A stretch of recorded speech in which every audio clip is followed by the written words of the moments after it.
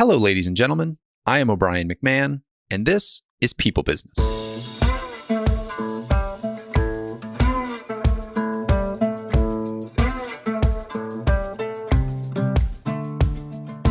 In this episode, I'm joined by Jenny Sauer-Klein, founder and CEO of the Scaling Intimacy School of Experience Design, which trains event leaders to strategically weave connection into the fabric of their events. Jenny is passionate about designing transformational experiences that prioritize connection over content and regularly consults for organizations like Google, Airbnb, Dropbox, and the Haas School of Business. She created Play on Purpose, a video tutorial library with over 80 of her best virtual and in-person team building games. And in her previous career as the co-founder of Acro Yoga, she successfully scaled an international brand, community, and organization with millions of worldwide practitioners. She is a frequent presenter at international conferences and has been featured in the New York Times, Forbes, Fast Company, and Inc., as well as the Tim Ferriss book, Tools of Titans. This was a masterclass for anyone who is building events for other people.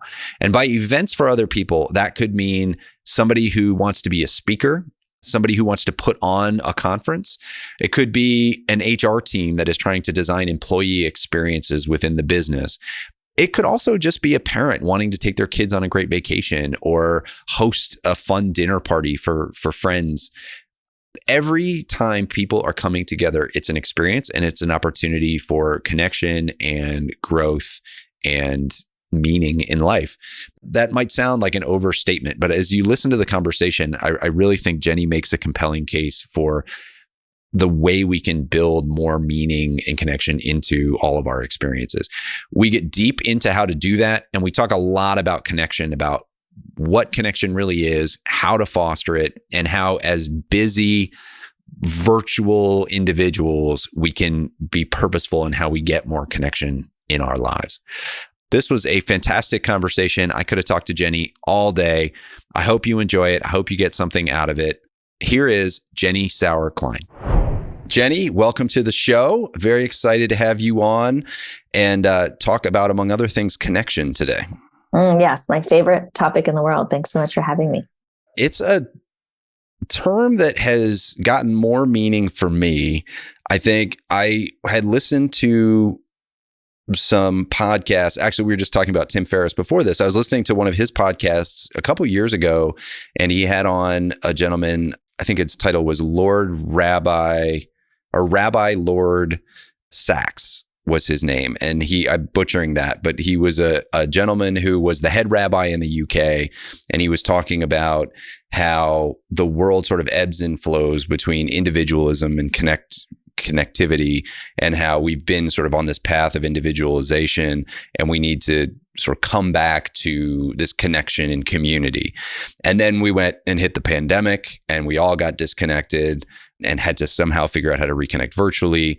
And this topic of connection keeps coming up and up and up. And I would love to get into that with you. I think as sort of an entree, would love your origin story for the Scaling Intimacy School of Experience Design. What is that? What do you do? And we'll sort of set the table with that and then get into the conversation. Sure. So currently, the Scaling Intimacy School of Experience Design, we train event leaders, and that can be, event leaders actually is a quite big bucket. So that could be someone who's working internally in an organization, someone who's in HR or diversity, equity, inclusion, learning and development. It could be a coach or a consultant. It could be an entrepreneur who's leading groups in any way. So it's basically anyone who leads groups or teams through any kind of meeting, training, program, workshop, or class. So pretty big group. And we really train people to put connection at the core of their program. And so we're all about prioritizing connection over content, even over content, right? So we're not eliminating content, but we're saying there's been an overemphasis on content, right? Content is king. Well, if content is king, then connection is queen, right? And connection is really, really important. And so it's just about finding a better balance so that we have a little bit of connection goes a really, really long way to make your content land even more deeply with even more impact. So that's what we're trying to do. And so we have our own proprietary frameworks that we share with people to help make their event design process faster, easier, more impactful. to create interactivity, engagement, and ultimately community. And what was the origin story for that business? How does one come to train experienced designers on connection? Yeah, good question. Well, I guess the origin story of the company is also my origin story in a way. So I grew up as an only child in New York City, very lonely, like wanting siblings. I had animals, whatever, but I just always really wanted to be around people. And I think that oftentimes we have this wound that gives birth to a gift. And so that wound of me feeling lonely, wanting connection, community, I always had this dream I was going to marry into a big family, all the things gave birth to this strong desire to be connected to people. And then throughout my childhood, I was heavily involved in theater and did a lot of theater in high school, went to a school in Boston and got a BFA in musical theater because theater was such a beautiful way to connect with people in this very visceral way. You're creating this project, you're singing and dancing and acting, just so beautiful. And by the end of my college career, I had fallen out of love with musical theater as a culture and as a practice. And I'd gotten into yoga. And then when I moved to San Francisco in the early 2000s, I met someone who was a high-level acrobat. And very quickly, we started exchanging ideas and practices, and we decided to start this practice called acro yoga. And acro yoga is now a practice that is all over the world. It's a global movement with millions of practitioners. And when we started it, it was really about the values of trust, connection, and playfulness. So it combines acrobatics, yoga, and Thai massage, but it's really about the relational aspects of how we cooperate, how we communicate, and how we create teamwork. So that was such a beautiful practice for me. Very physical, but also very emotional, psychological. Talk about creating psychological safety when you're trying to help strangers feel safe, lifting each other into the air and doing these physical feats of daring. I learned so much about physical safety, psychological safety, emotional safety, all of those components. So did that, traveled around the world for 10 years. And at the end of that period of time, I just was getting this calling, like there was something else I was supposed to do and take these principles to a broader audience. And I was very intrigued by the corporate world. I'd never been a part of it. I was like, how do I share trust, connection, and playfulness in this world, in this culture, in this context? I left acro yoga. I sold half the company to my co-founder. Major identity crisis, lots of soul searching, a year and a half of like crying every day to my then boyfriend, now husband, who he would come home and I'd be like, oh, and I'd be, I don't know who I am. And I'd be like, this is not how I usually am. I promise. It was at the very beginning of our relationship. And he was like, okay, sure. Yeah. Okay. That's how you know you get a good one when they stick with stick you through around. that. Yeah, exactly. Get all the baggage up front. Oh yeah. It was such a hard time. And it was such a beautiful time to be starting a new relationship and to really feel held by someone when everything else in my life was imploding and dissolving. Literally my context, my community, my lifestyle, my profession, everything. I've always been super career driven person. And anyway, after that, many rounds of experimentations, many brands and projects that have since dissolved into other things. And Scaling Intimacy has had many predecessor projects, but essentially it is bringing that background that I have in theater, that is essentially the act of storytelling and plot development, so to speak, character development, bringing that into an event's context. So I have a template. It's called the Dramatic Arc Event Template that I have reverse engineered. I looked back at all the acro yoga programs and I said, what made those work? Like we designed all of those so intuitively, but I'm like, there was some structure we were using that maybe was unconscious. And so I started to kind of peer into what made those work and also what made people never want to leave. Like you'd get to the end of a workshop and everyone would linger for, if you let them, they'd linger for hours. There was such a feeling of connection and community at the end of those events. So it's like, how do I replicate that without the acrobatics, without the yoga, without the Thai massage? How do I get to the essence of that? And so out of that exploration came this Dramatic Arc Event Template, which is now what I teach to coaches, consultants, organizational leaders, entrepreneurs, educators, and helping them again bring that more of what we call a peak experience, so to speak. So if you think of a dramatic arc, it goes into a like think of it like a mountain. So it's leading to a peak, and we call that the pinnacle. So if you think about any kind of great movie, it's always building to some climax, right? There's like the birth, the death, the divorce, they find out who the murderer is, something like that. And so many events end up being just like back to back to back content and speakers, and it feels random or it feels confusing or just flat out boring. And what we're trying to do with this dramatic arc event template is really give people an arc, like a journey that they're going on. So you could think about also the hero's journey, Joseph Campbell, like all of these storytelling frameworks that we use that really, they take you somewhere, and by the end, you're different. There's some transformational experience that's happening. And so this dramatic arc takes you on a transformational experience that centers connection and collaborative learning. And so that's the format. So that's kind of many projects that have dovetailed into what is now Scaling Intimacy, but also coming from my very personal journey around connection and my commitments, my purpose, really feeling like connection is at the heart of what I'm here to do for others and ultimately for myself.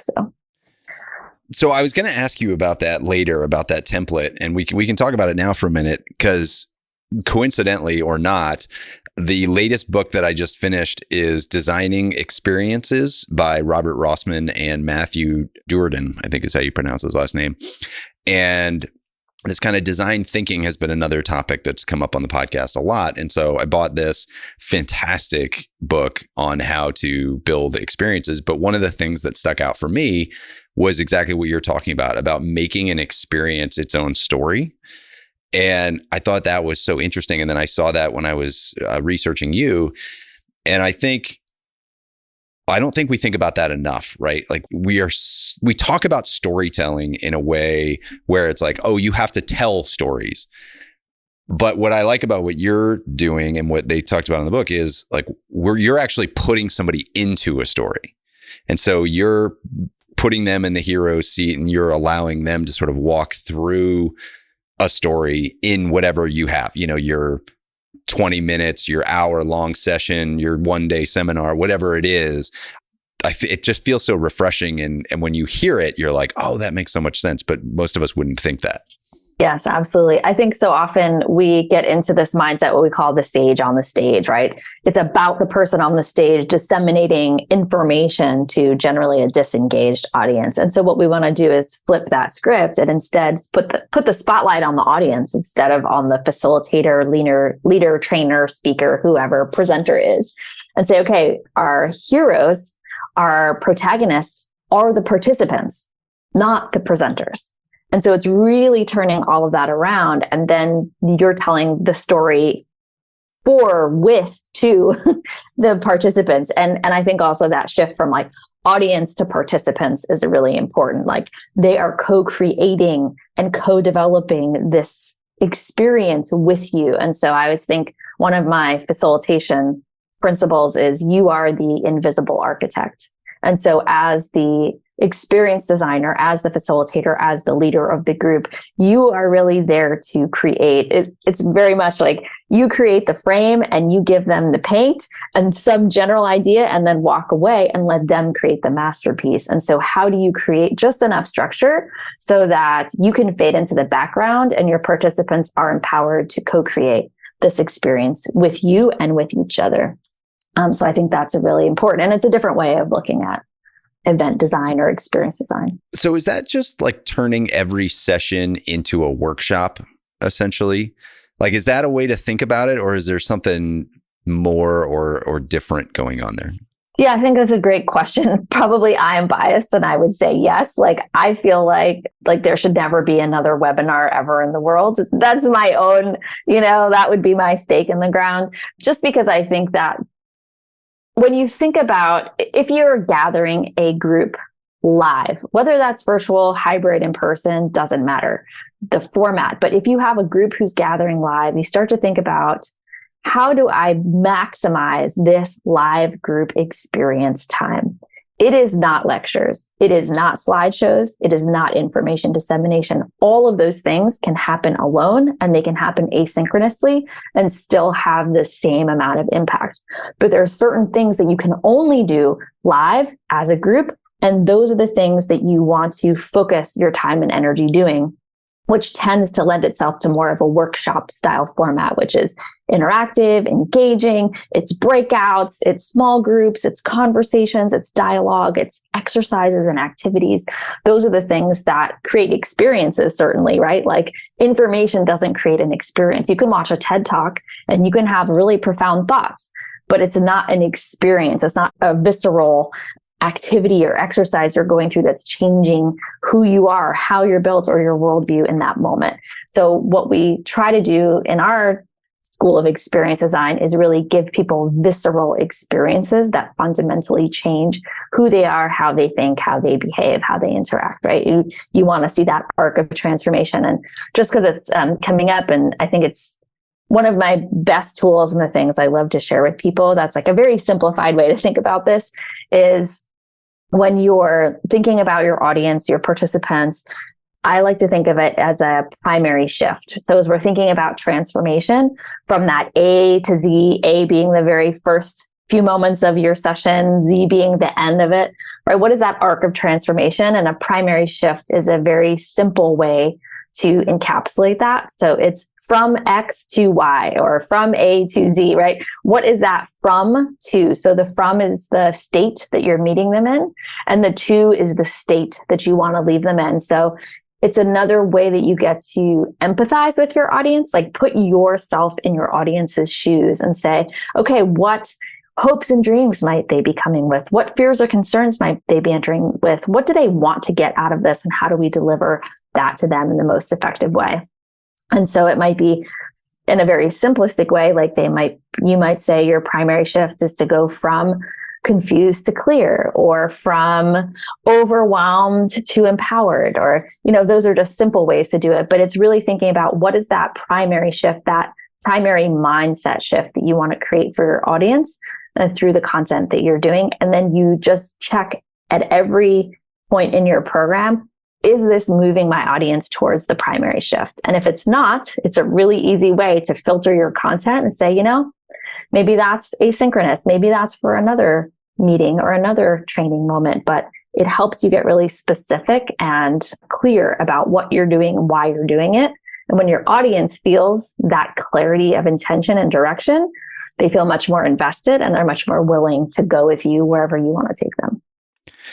So is that all you need to sort of make it a story, to put them in the story, is to create a from A to Z and then make sure that the content aligns with that? Is that what you're talking about? Or is there something more to making it a lived story?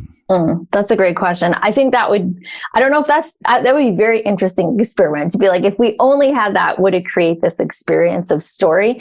I think it's one of the major foundational elements that makes that work. I do think in terms of that transition from sage on the stage to the wisdom is in the room is another huge component of that. So like the three pillars of the scaling intimacy approach are transformation, connection, and collaborative learning.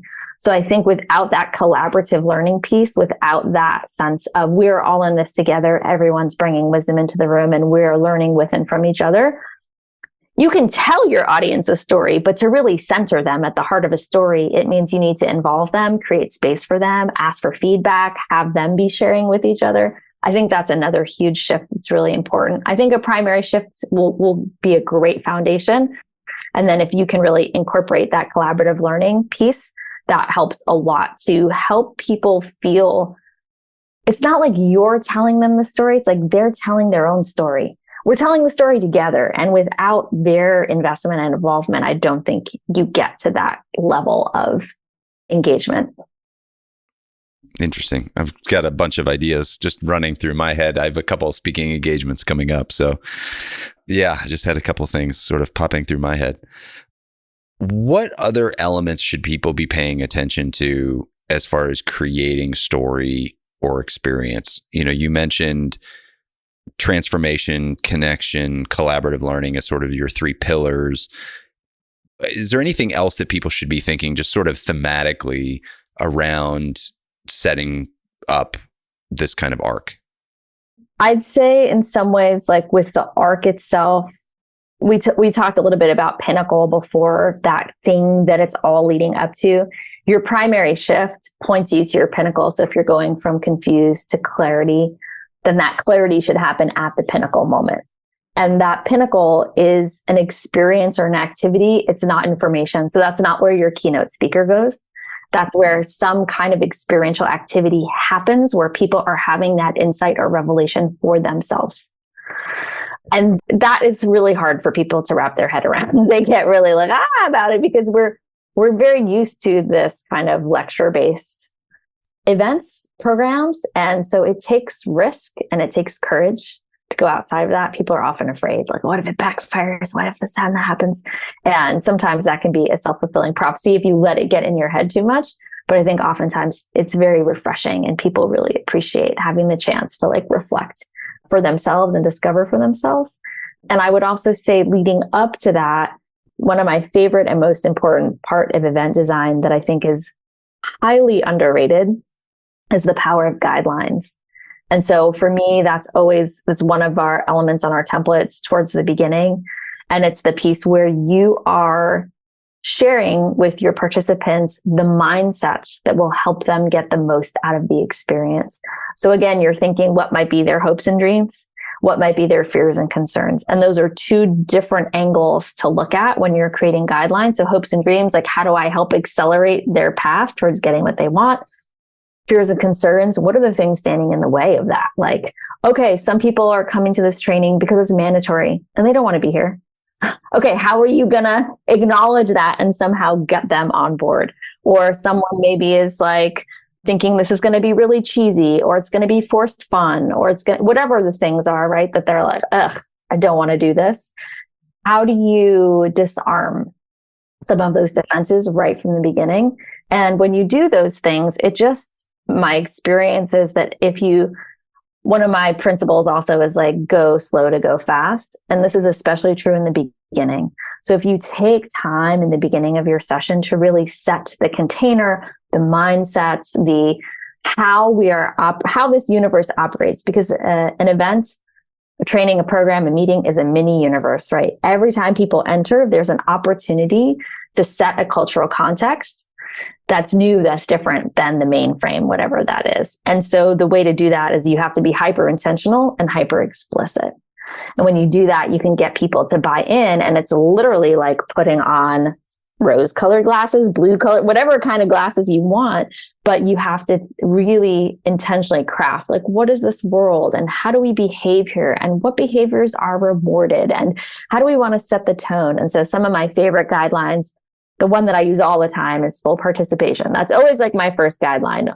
Almost like 99% of the time, that's going to be the first thing out of my mouth, which is, if we're on Zoom or virtually, it'll be like, be present, be on video, minimize distractions, right? If I'm in person, I'll often say like, so part of being fully participating means if you need to send a text, make a call or send an email, please step outside the room to do so the people who are in the room can be fully focused. And so that raises the bar of participation, right? So it's not okay to sit in your chair and scroll your Twitter feed. Like, it kind of sets the bar for people. It's like, step outside the room to do that. You have to physically remove yourself.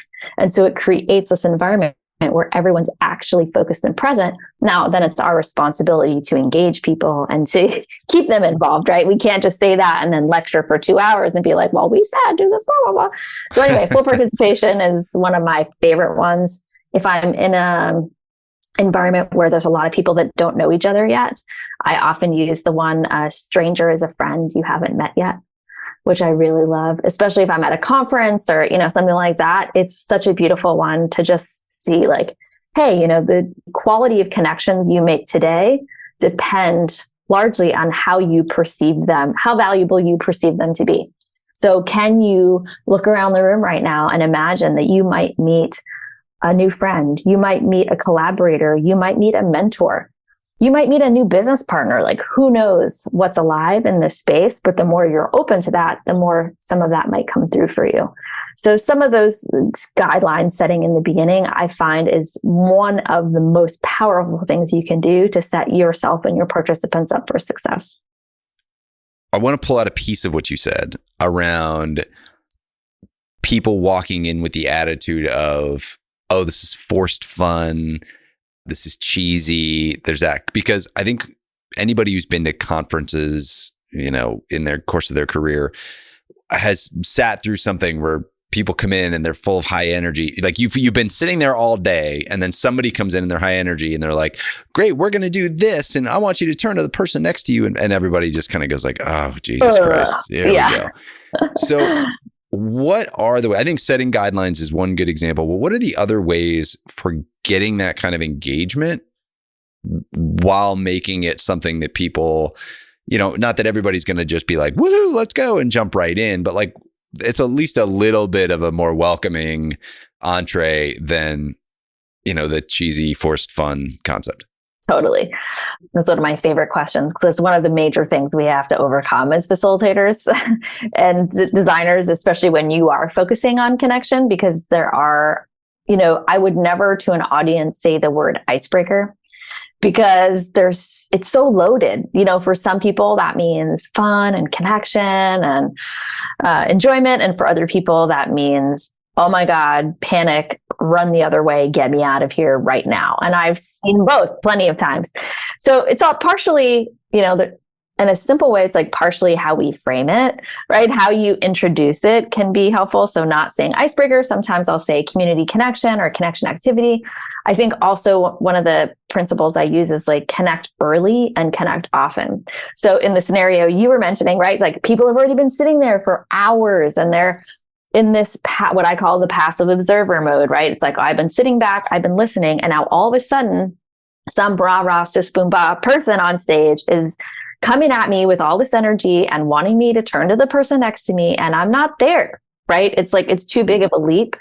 And so one of the things I like to think about is like, if you connect, whatever you do in the beginning sets the tone for everything else to come, right? Like this is, again, the beginning of the universe that you're in, you're setting that tone.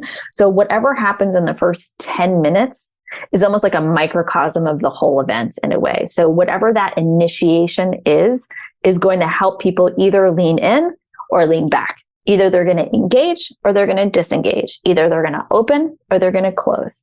And so not to put so much pressure on it, but the opening is really, really important. And if you nail that, it just, again, like makes everything else so much easier for you. So I love to just think about these micro moments, or I often call them medicinal moments of connection.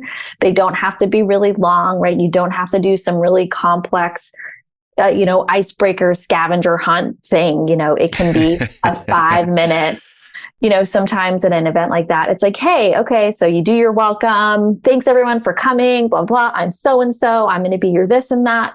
So we, know that you have so much going on. This acknowledgement, that's another piece, like acknowledging your audience. We know that you have long to-do lists and other things. And we know some of you got on trains and planes. Thank you so much for prioritizing this.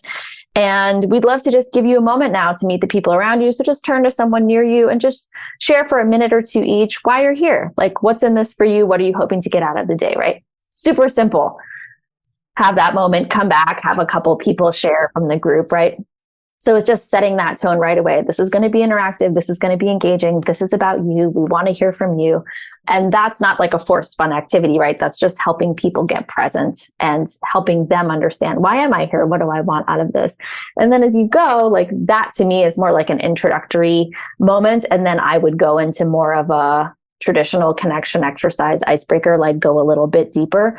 So one of the connection principles we also work with is gradually increase vulnerability. And so one of the problems with forced fun or any of these things is when people go too far too fast, that's when you're going to get that defensive reaction. So if you think about gradually easing in, you're just slowly kind of de-armoring people, helping them feel comfortable. That helps a lot, I find, and like giving people levels and layers of opt-in. So when it's forced, right? It's like, open up now, tell us your deepest, darkest secret. People are like, no way, and understandably, that's totally, reasonable. So how do you give people layers of opt-in? So there's one classic icebreaker activity that I use a lot. There's a lot of activities I've developed or code developed, but this one is like one of the ones in the common collective that it just never goes away because it's really good. It's a very simple, it's just a sentence stem, like the beginning of a sentence. It's a prompt. And the exercise is, if you really knew me, you'd know.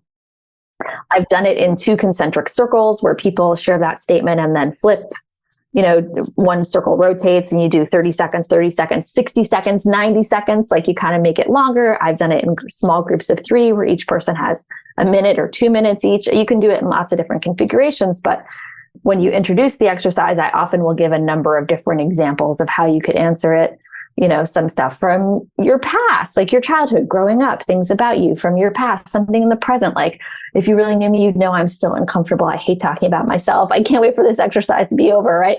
Or if you really knew me, something you're looking forward to in the future. I'm going on a vacation with my family to Hawaii next week, and I haven't been on vacation in 2 years. And I just can't wait to check out whatever it is. And so I give this range of options, and then it allows people to opt into the level that they are comfortable sharing at. And I think that's huge, especially if we're thinking about vulnerability, when we're thinking about introverts, extroverts, ambiverts, like different ways that people engage, giving them the feeling that it's optional and that they're invited to participate, that they're not being forced to do something that doesn't feel authentic to them. That's when you get the resistance. And so doing it gradually, doing it often so that we know like, hey, this is going to be a part of what we're doing here. And then trying to create levels of opt-in so that people don't feel like they're being forced to open up against their will. All of those things, I think, really support authentic connection to happen. And one thing I think that you didn't say outright, but you sort of alluded to, is that those connection points are on theme for whatever it is that you're talking about.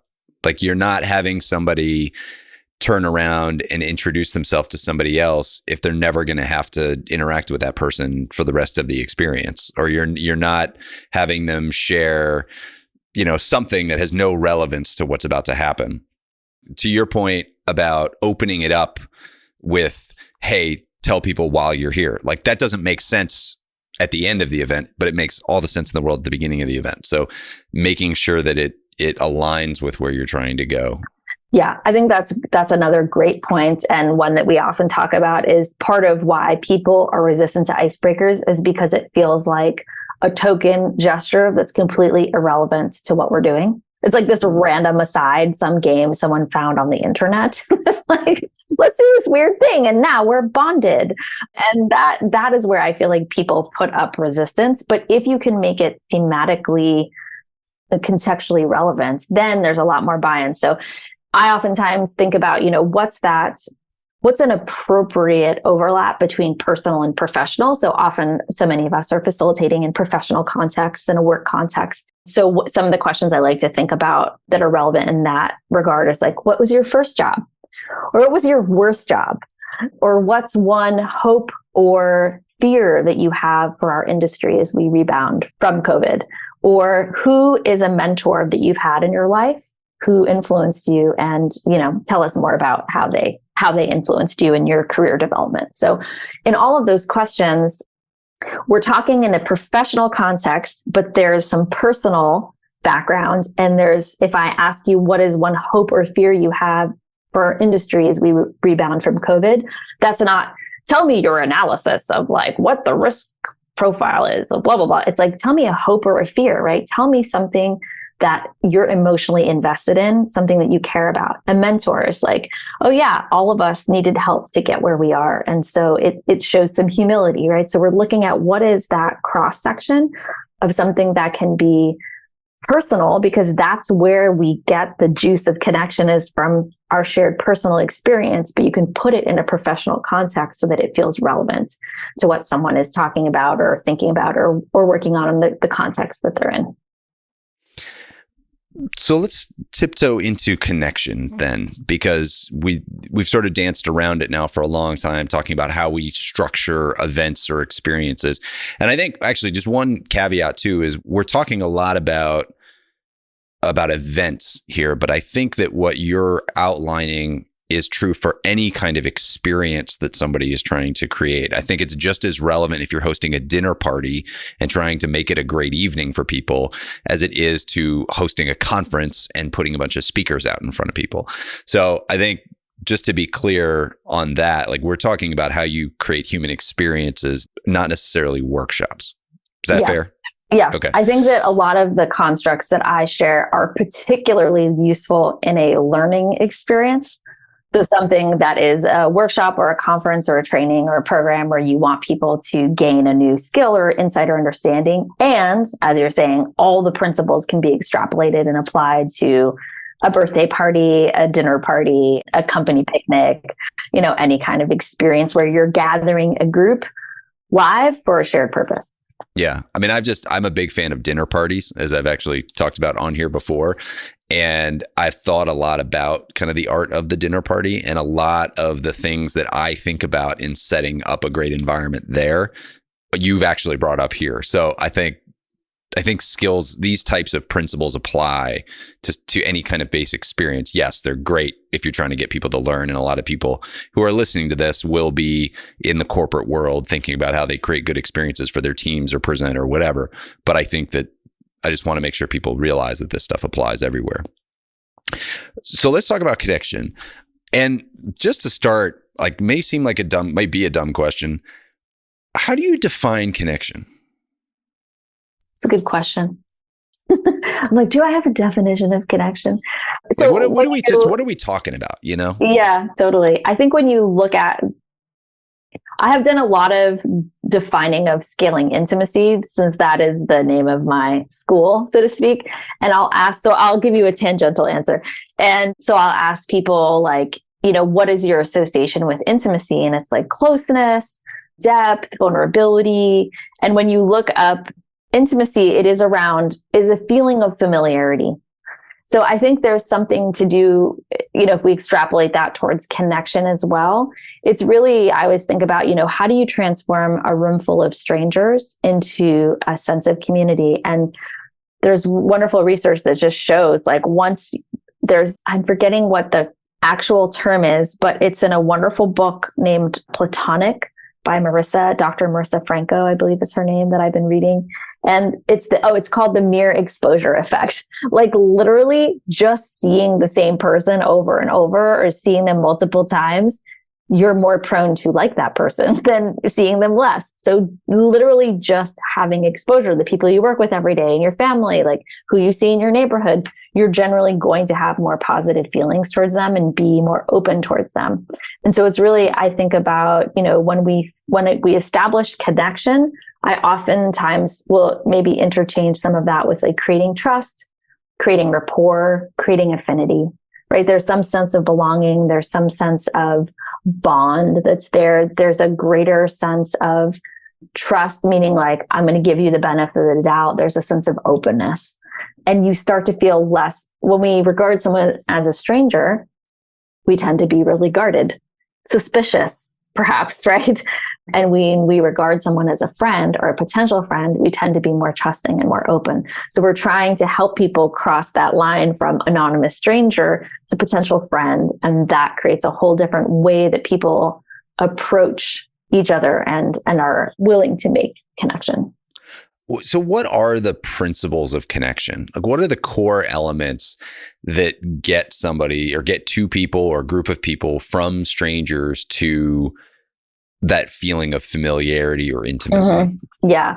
So we've actually talked about most of them, but I'll outline them a little bit more structured. So I often talk about the 5 steps to connection, or keys to connection. So the first one is turning passive observers into active participants. So we talked about that, right? So people have to be engaged. Connection doesn't happen sitting back and watching something, right? Connection happens, you have to be actively engaged in the act of connecting.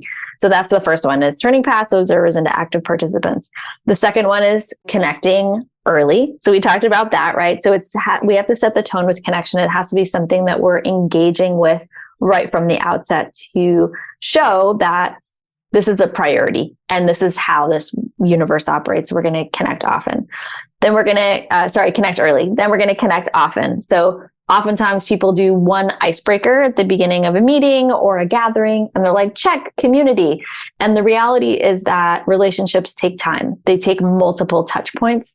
So again, they don't have to be long, but it does have to be frequent, relatively speaking, right? So If you had a 3-hour program, maybe you're going to have an exercise in the beginning, in the middle, and at the end. Maybe there's like 3 touch points. And one of the things I like to think about, some great times for connection are after any significant segment of content to help people debrief. So debriefs where people are turning to each other and sharing, like, what's something that stood out to you from that? What's a follow-up question you have about that? What are you going to do with that information, right? Those are ways that you can both have connection and content at the same time. So I love to just help people see that a debrief is a great moment to reinforce connection. That's a way you can connect often without feeling, again, it's thematic, right? We're contextually relevant, like you were talking about before. It's not this dangling participle.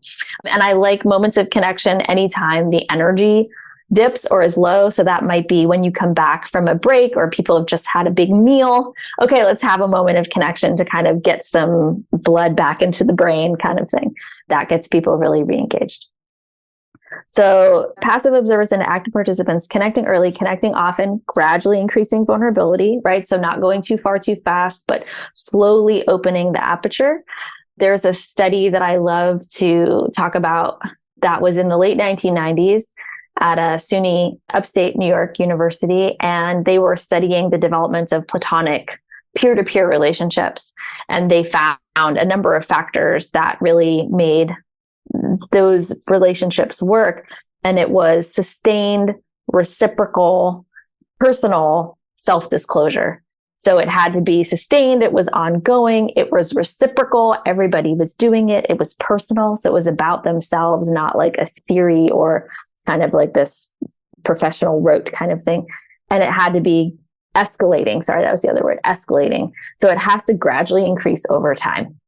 And that study gave birth to the New York Times phenomenon. It was an article, the 36 questions that will make you fall in love with anyone.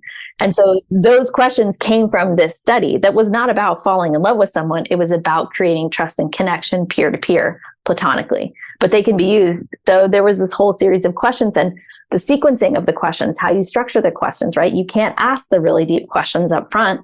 It's not going to work. So they had to find a way to kind of sequence it so that people were consistently opening towards each other.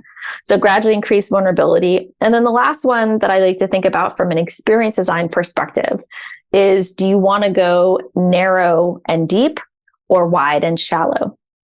And so when I say shallow, I don't mean shallow like inconsequential, but shallow is kind of closer to the surface and more easily accessible. So a wide and shallow approach is going to work really well for big groups, for groups of strangers, and for things where you just have less time. And so that's going to be where you want to establish a lot of new connections very quickly.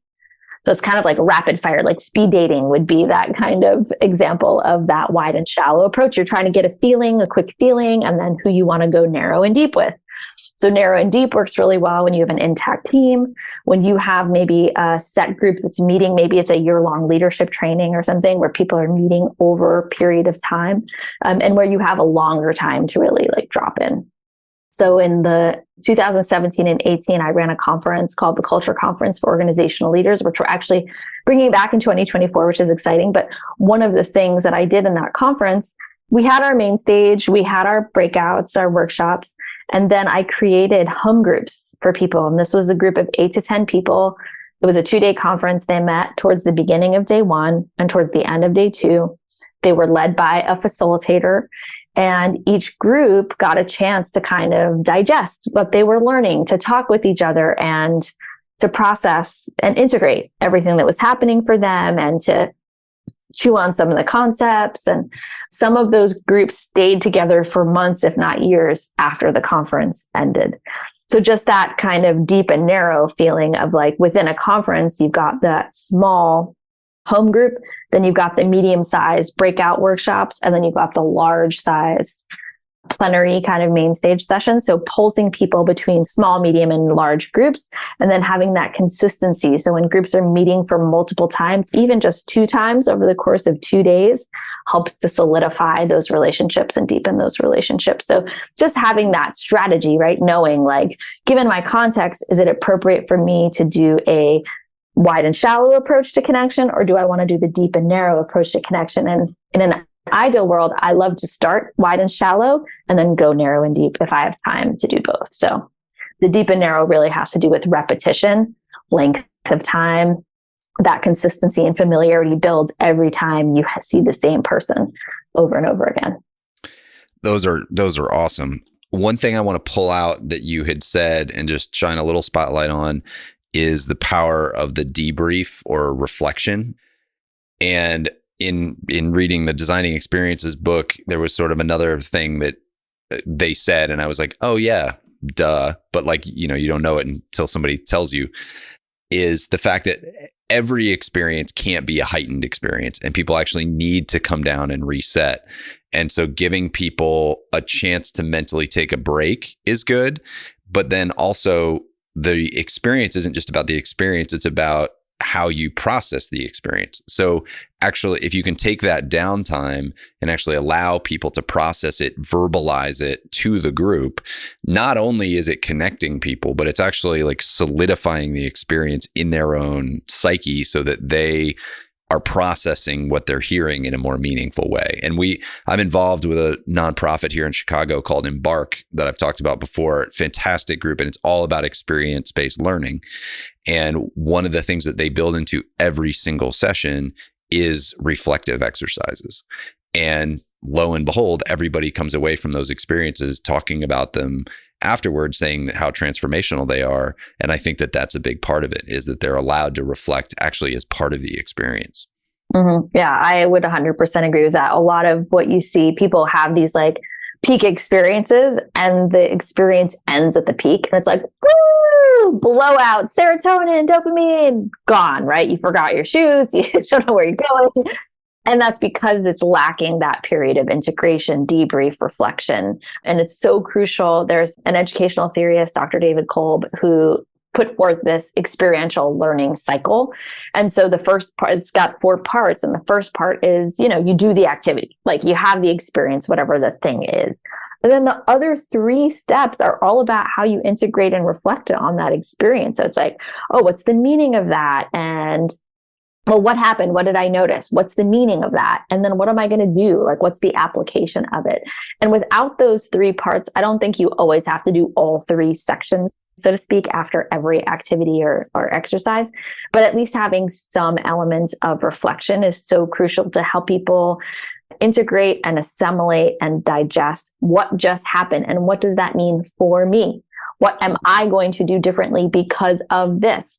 And it is actually creating more importance in their mind of what they just did, right? You're helping them build the case for why your session was really valuable in a kind of backwards way, but it's also helping it to have more long-lasting impact. You're also helping make it valuable. Yes. Not only, it's not as self-serving as like, oh, I'm going to manipulate these people into seeing this value. You're actually making it more valuable by having them reflect. Right. And when oftentimes I'll say to people, like, what's your main takeaway from today? What was the most valuable thing you learned today? What was the highlight of the experience? Like those things, like you're helping them, pull out something and say, oh, I'm going to put that in my back pocket. Oh yeah, I'm going to call that person. Oh, I'm going to try that. I'm going to try that tool tomorrow. I'm going to approach that feedback conversation differently. Like, whatever that thing is, you're helping them. I always think about, when we have a group journey. So I'll see if I can explain this visually. So it's like if you have the horizontal plane, so going across, if you think about like a plus sign, the horizontal plane is the group journey, right? This is the group staying together. We're all going through the same exercises, experiences, the design of the event, program, whatever it is.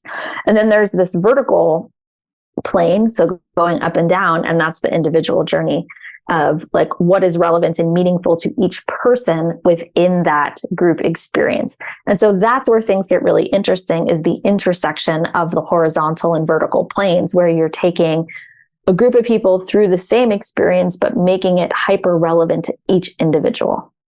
And a debrief and a reflection moment is how you help make it individually relevant. Is like each person for themselves getting the chance to say, what's meaningful about this for me? What's valuable? How am I going to be different because of this experience? And so I like to think about in my sessions, it's like you kind of give context, introduction, instructions, exercise, activity, debrief, reflection, repeat. And, for any significant piece of content that you're going to deliver, you want to always have, even if it's 5 minutes, turn to a partner and share. Take a few moments and write down some high level bullet points of what was great for you, what was blah, blah, blah, surprising, interesting. Again, it doesn't have to be long, but giving people just those micro moments of reflection goes a long way to making a much more impactful and lasting experience for them. Well, and I think it's true for any learning experience people have. I mean, how many people do you know, or have you ever, I know I've been guilty of doing this in the past, where I would just read like book after book after book after book, and you like finish the book and you're like, wow, that was amazing. There's all this great content. And then you go to the next book and you're like, oh, that was amazing. There's all this great content. And then, you get to the end of the year, you've read 15 or 20 books, but you're like, I didn't do anything. I can't remember what the first one even talked about. Is your life any different actually because of that? Yeah. I mean, how many people read self-help book after self-help book, but they don't sit down and say, okay, what did this mean to me? How do I learn about it? That's something I've tried to get better at. Actually, when I find a book that is really meaningful, I'll actually go sit down afterwards and go back through it and write my own study guide. And then I'll print it out and go through it every once in a while just to remember like, oh yeah, these are the things, this is how I wanted to apply that. And I find that helps. It's not perfect, but that helps make it stick a lot better. That's awesome. Yeah, I'm trying to do more audiobooks because it's just an easier way to get the information in. But because it's often in the background and because I can't highlight or dog ear the page or underline the thing, I find it harder to retain it. Yeah, because I'm not getting my own personal reinforcement of what was most meaningful for me. So my trick there is while that's going, I have a notes page open as the app on my phone. And so I'll just flip my screen up real quick and do a voice text. Even if I'm driving, I can just very quickly flip it up, hit the voice to text button, and I'll just say whatever the note is or whatever the reflective point is that I want to remember, and then hit the button again to turn it off, and the audio will start back up again. And so I use that as a way to collect my own notes as I'm going through. Smart. I'm going to try that. There you go. Want to ask you another question here. I know we're getting short on time, but how important is physical space and physically sharing space? And I guess this is a two-parter, because how important is physical space? And then how important is physical touch? Because touch is really important to creating relationships with people. And would just be curious, like from an event standpoint or from an experience design standpoint, like how important is that or not? How do you work that in? And what does that say about sort of the current state of the virtual world? Could you unpack that in the last 5 minutes that we have? Yes, I will do my best. Before the pandemic, I will say like 95% of my business and practice was in person. And I was a staunchly in-person person. And was like, virtual. And then pandemic hit. And I was like, okay, either I sit on my hands and wait, or I find a way to leverage these virtual platforms to be vehicles of authentic human connection. And so that became my, I was going to bear that torch and be like, all right, I'm going to figure this out, hell or high water. And I feel like in the past couple of years, I've seen over and over and over and over again that virtual platforms can 100% be vehicles for authentic human connection. Totally. The same principles apply, all the connection principles we talked about, those 5 principles, 100% apply virtual, and you can absolutely make meaningful connections online with people. That being said, I've done some programs now, some longer term programs where it has part virtual components and part in-person components. And when the people that met each other online get in a room together, it's like, wow, there's in some way, you feel like you're meeting for the first time. And in another way, they feel strangely familiar. But you're like, oh my God, you're so tall. Oh my God. Even though some of those simple things where you're just like, oh my gosh, a person's, fully embodied 3-dimensional presence. I think you can get a feeling for it online, but to actually be in the same room is very valuable. And I think that in what I'm seeing and noticing, and what I think the trend line is going to be, as we are so much in a workplace environments, virtual, remote, hybrid, distributed, those in-person gathering moments are going to be more rare, but also way more important than they used to be. And the bar is going to be higher. Like, we need to use this time really, really well. And if we make it so infrequent, like I did an offsite for a company recently, and, you know, some of the people afterwards were sharing, like, they loved it and they felt a lot of pressure to get the most out of it and to squash a year's worth of connection into a couple of hours. And that's not really fair to people. So one way of mitigating that is you can still have, say, virtual, I wouldn't do virtual happy hours in the traditional sense, but you can still have virtual ways that you connect your group on a regular basis, because that's important. And then maybe it's quarterly or, you know, every half year. I think once a year is really hard if that's the only in-person connection point. But, you know, whatever you can do, those in-person connection points are very important. And to see if you, as you know, a company or an organization, put a lot of emphasis on connection in those in-person moments, because that's where that energy is best used. Like, yes, you need context, and yes, you need the Q4 financial projections and all the things, but like, you really also, that's the time to maximize the human connection component of that gathering. And with physical connection, certainly, you know, in America, we live in a very litigious society that's very suspicious. And, you know, there's all this stuff from like, don't trigger HR and blah, blah, blah.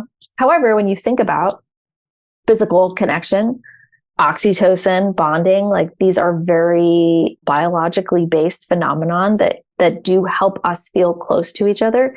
And when people meet, even in a Western society, right? Like, there are rituals and gestures. There is handshake, a hug, or a kiss, right? Those are depending on your level of familiarity and closeness, whether it's professional or personal. We have these ritualistic gestures that we do to, like, acknowledge the meeting of two people, whether they're strangers, friends, family, or whatever. So there's ways, I think, what I have found, that we can leverage some of those more pedestrian, more professionally acceptable methods of connection and acknowledgement, like handshakes, like high fives. Like, I like to do a lot of high fives, like celebrate high fives.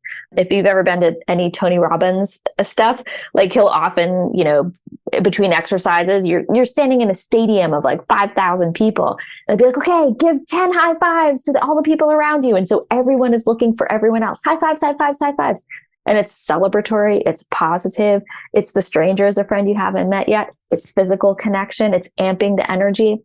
So there's ways that you can galvanize some of these more socially acceptable methods of physical contact.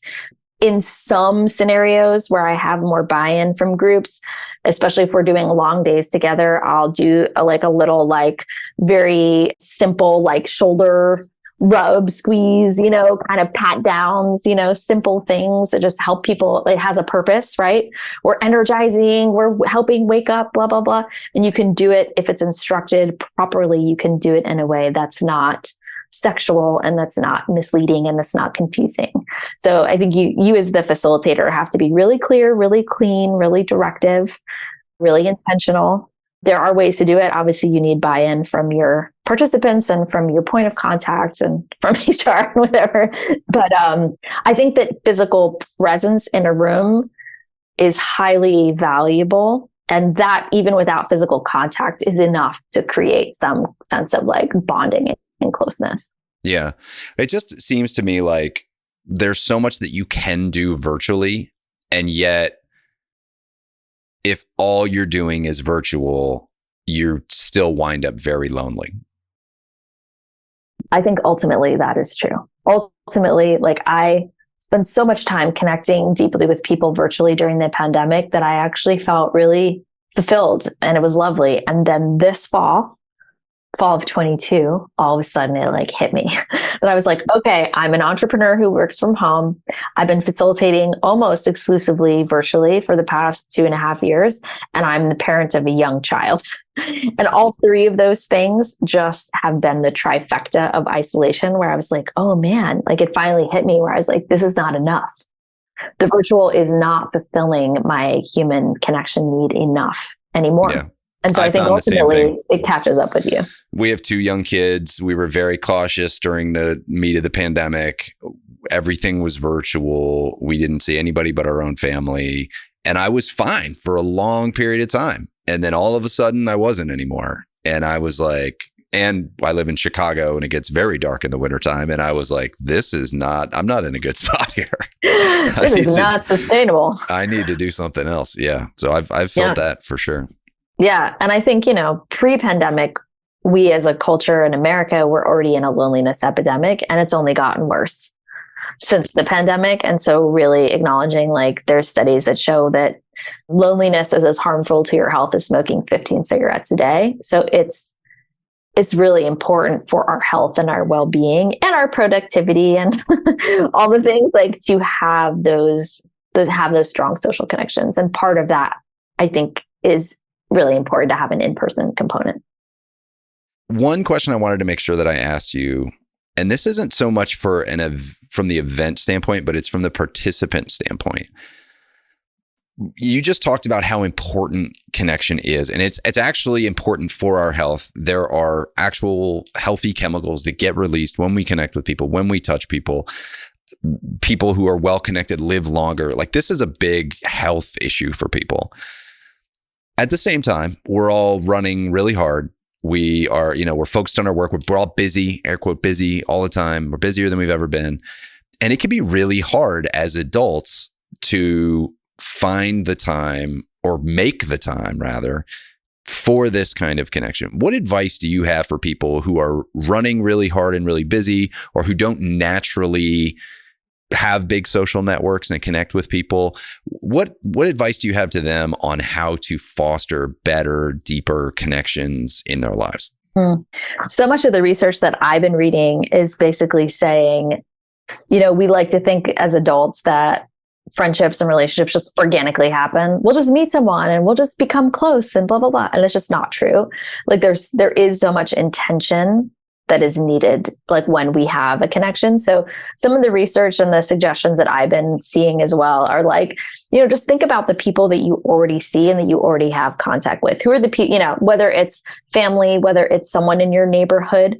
We have a local cafe near us that we go to frequently. And it's one of those, like, cheers where it's like, hey, they know our names and we talk. And so it's like, when we don't go to the cafe for like 2 weeks, it feels weird. We're like, but those people. And so having that regularity, like, can you build something into your day-to-day routine where you are going to be interfacing with people without a lot of planning, right? That's part of what makes it so hard. It's like, oh, you got to plan a thing with someone and it's 3 weeks away and the blah, blah, blah, blah, blah.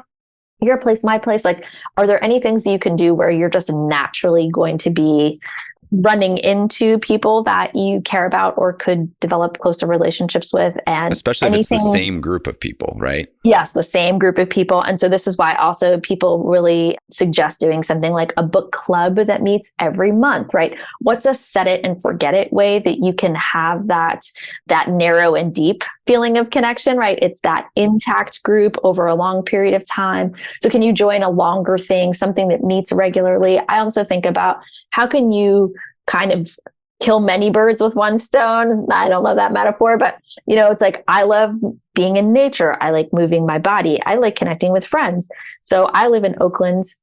There's like a big lake right near us, and it's flat, and it takes about an hour and a half to walk the whole thing. So frequently I'll be like, hey, so-and-so, want to meet me for a walk around the lake? I'm getting exercise, I'm outside in nature, and I'm talking with a friend, because it's like a wide, even path. It's very easy. It's like that hour and a half, like really doable kind of time frame. So it's like, how can you maybe combine some of the things that you like to do or already do with a friend?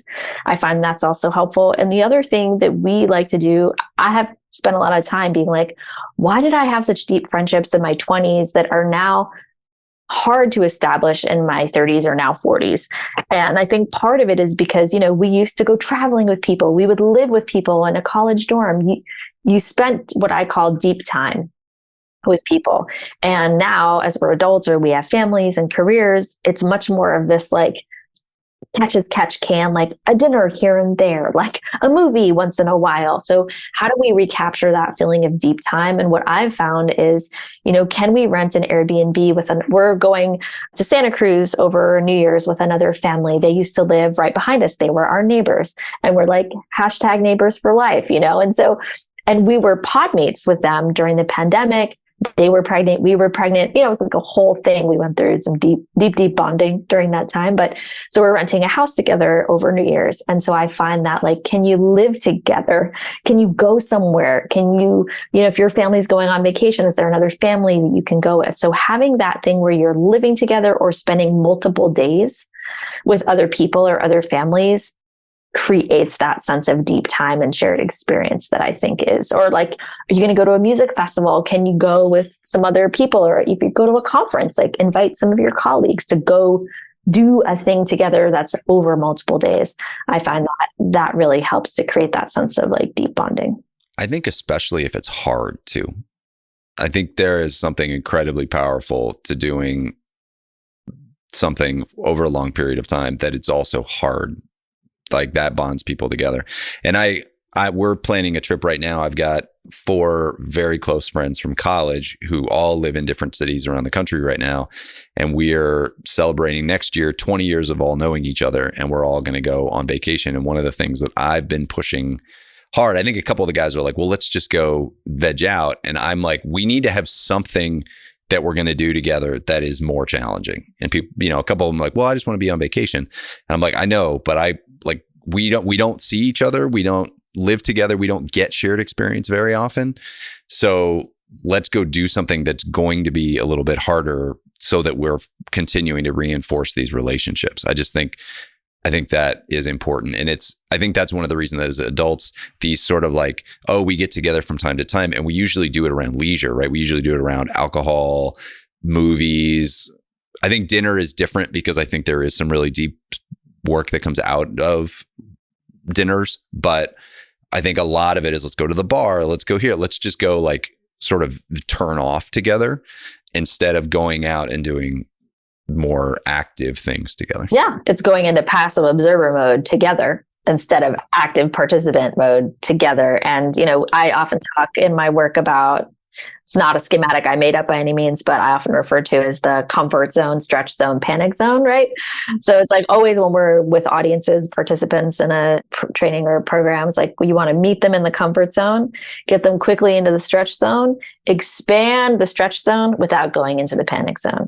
And so when you're, in the stretch zone is where all of the learning and the growth happens. And that is incredibly bonding for people together, right? So if you can do an activity with a group where people are going to be like, it doesn't have to be that you're training for like a Tough Mudder, you don't have to push yourself to the extreme of human capacity. But if you do even but if you want to, it's great. But if you want to, you can. Yeah. But or maybe you're just going to like, you guys are going to do an archery lesson, or you're going to do something that's just outside of your comfort zones and like a new thing where you're all going to be a little bumbly and you're going to be learning about yourselves and learning about each other. Like that naturally just creates more bonding and closeness because you have this shared experience that's like, a little bit edgy and risky. I love this. Jenny, I appreciate you coming on the show and sharing your wisdom here. Any final thoughts before we wrap up? I think that, connection takes effort. It takes risk, and it's really worth it. And ultimately, there's wonderful quotes about like at the end of life, it's your relationships that matter. So and I do this for myself too. Like when I make my schedule, when I look at my day to day or my week to week, like the things that stand out are the times that I spend with people that I care about, people that I love, and like trying to work the other pieces around that. And if you have the opportunity, work with people that you care about, like, take advantage of that. You get to build circles of people around you in your personal, professional lives and your family. And so admitting that it does take effort, I think it pays dividends beyond the effort that we put in when we pick the right people and we invest in them. So I don't think you need a huge social network. If you have a handful of core people that you really care about and you're invested in each other, it will just go a long way to creating like fulfillment and happiness in your life. I love that. And to stick with the theme, I would encourage anybody who is still listening, who has gotten something out of this, to take a second now that we're wrapping up, write it down, do a voice to text note if you're driving or walking somewhere, go back, listen to something that Jenny had to say, really solidify it for yourself on what it means to you and what you're going to do with it. I'm going to go back to the beginning of this and re-listen to this 3 or 4 times as I put together the 2 presentations that I have coming up. That it's got my own little cheat sheet here, being the host of this and getting this counseling. And then also, the last question I asked you about connection wasn't for a friend. It was for me. I can be very activity based, very go from one thing to the other. And I like your comment about making it the default, making it easy. And I've sort of backed out of some of the group things that I've been doing. And so it's good thought to figure out what are the next group things that I'm going to do with alone, but also with my wife, with my family. Like, I think that's a great way to foster connection. I love that. So there you go. I hope everybody takes a second to reflect. Jenny, thank you so much for your generous time today. Awesome. Thanks so much for having me and allowing me to share about my favorite topic.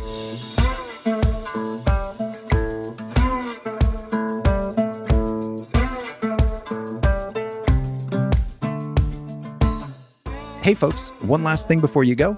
If you enjoyed the episode, make sure to hit subscribe so you can stay up to date with future guests. That's it. Thanks for coming. Go make the most of your business and the people in it.